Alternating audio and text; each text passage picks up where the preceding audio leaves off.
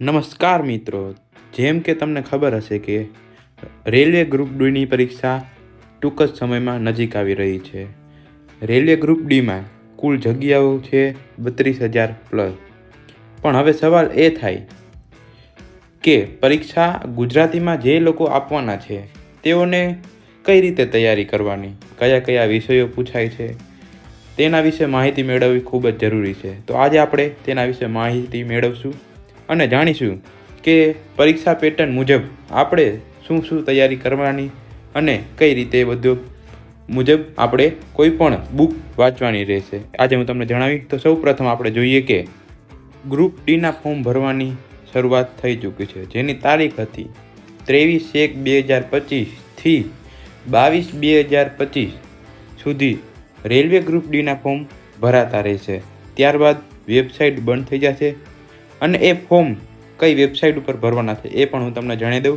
એ form આપણે rrb.gov જે રેલવેની ઓફિશિયલ વેબસાઇટ છે તેમાં આપણે એન્ટર થઈને આપણું એકાઉન્ટ બનાવવાનું. ત્યારબાદ એકાઉન્ટ પર રજિસ્ટર્ડ જેના નામનું ફોર્મ ભરવાનું હોય તેની લગતી તમામ વિગતો આપણે અંદર દાખલ કરવાની રહેશે અને ત્યારબાદ આપણું ફોર્મ કન્ફર્મ થઈ જાય અને અમાઉન્ટ પે કરી દીધા પછી આપણને હાથમાં તે ફોર્મ ભરાઈ જાય એનું રિસિપ્ટ પણ આવી જાય છે. હવે મેઇન પ્રશ્ન એ છે કે આપણે કયા કયા વિષયોની તૈયારી કરવાની રહેશે.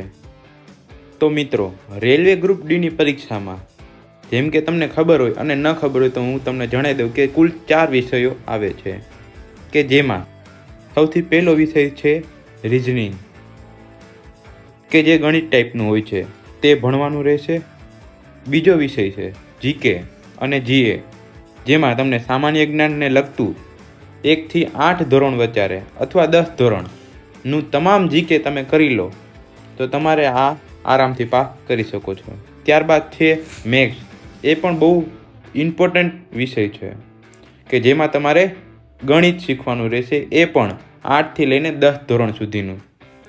અને ચોથો જે વિષય છે એ છે સાયન્સ, અને તે સાયન્સ આપણે 10 ધોરણ સુધીનું સાયન્સ કરી લો એટલે તમે પરીક્ષામાં આરામથી પાસ થઈ જાવ.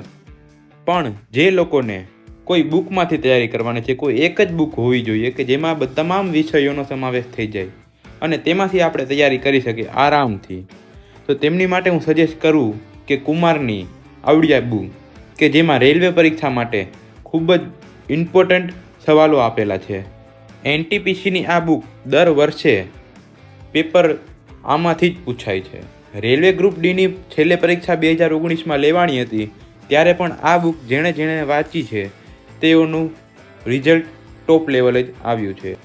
અને આ બુકને લગતું કોઈ પણ પ્રમોશન માટે નથી, પરંતુ આ બુક મેં પણ પરચેસ કરી છે અને હું પણ આ બુક વાંચીને હું તમને સજેસ્ટ કરું છું. એટલા માટે તમારે પણ જો આ વિષયની પ્રેક્ટિસ કરવી હોય તો તમે આ બુકને પરચેસ કરી શકો છો.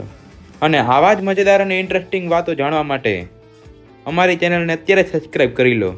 તો જલ્દી જ મુલાકાત લેશું. ત્યાં સુધી જય હિન્દ, જય ભારત.